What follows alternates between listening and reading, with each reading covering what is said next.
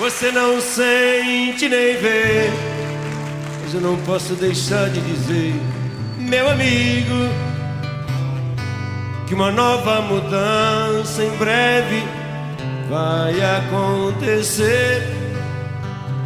E o que há algum tempo era jovem novo, hoje é antigo, e precisamos todos rejuvenescer.